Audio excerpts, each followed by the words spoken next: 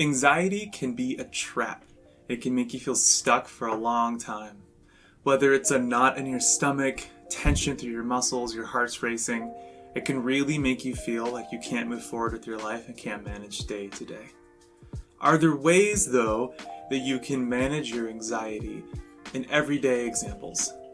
In this video, we're going to go through 3 tips to help you manage your anxiety without going out of your way for professional support. As a disclaimer, you may need professional help for your anxiety, and there's nothing wrong with that.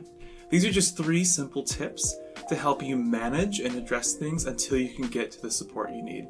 My name is Tyler Klein. I operate a Catholic mental health practice called Archangel Catholic Counseling, and anxiety is far and away one of the most common things that we support people with. Most people in their life are going to experience it at some point, so it's good to have some helpful tips and tools ready to go at your disposal for when it comes into your life.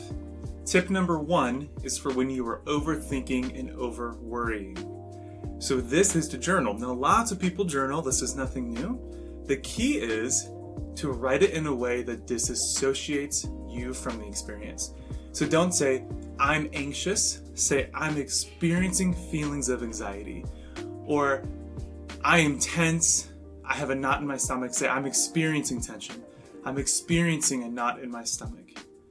And even better if you can add why. I'm experiencing tension and anxiety because of a work project. Whatever it may be. But disassociate. When you say, I'm anxious, I'm stressed, that's an identifier. That you are stressed, you are anxiety. And psychologically, that plays into things. Instead, make it a third party. I'm experiencing feelings of stress. It is something outside of you that just happens to be present in that moment, and that lets you address it and identify it and reduce what it is, so you can create a mental state and an understanding of it much more easily, and helps you manage it and not be overwhelmed. So tip number 1, journal, and then when you journal these things, write it in a phrase that's disassociating.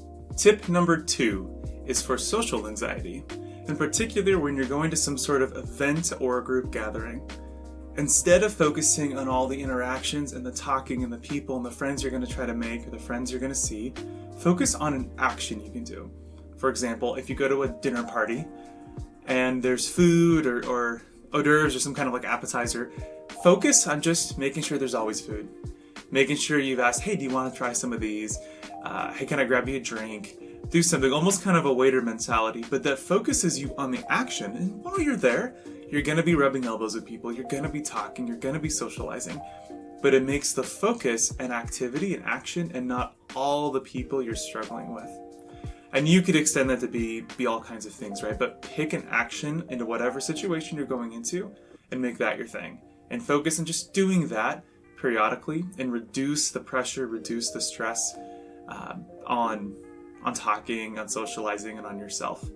And you're going to socialize in the midst of it. So you're going to have a great time. People are going to love being around you, but it won't quite be as much stress. So tip number 2 for social anxiety, focus on an action you can do in the moment while you're at this event, not the people and the talking you need to do or you want to do. Focus on the activity. Tip number 3 is my favorite one, and this is to find something to slow you down. This is when you're struggling to make a decision. And oftentimes, struggling to make a decision is not about the options and which one's better. It's about just thinking so fast that you can't get clarity on what really matters or what you really feel.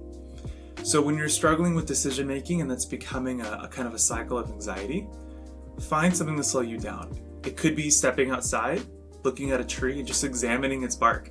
Something small and detailed you just look at, just for a few minutes, just kind of notice everything you can.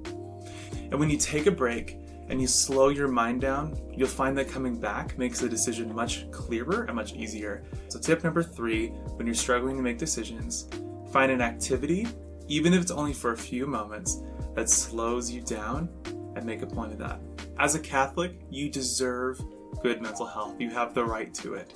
Yes, God will give us crosses to bear, but most of the time He wants us to find healing, freedom in who we are and how He made us, and that includes our mental health. So take yourself seriously, take your mental health seriously, seek help if you need it. Hopefully these 3 tips can help manage any anxiety you're feeling, but they're like Band-Aids.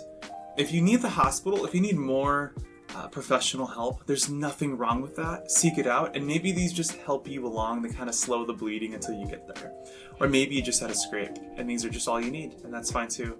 Either way, put them in the play. Let us know if they've helped. Let us know of any other ideas you have in the comments, and check us out for more videos coming up. Thanks.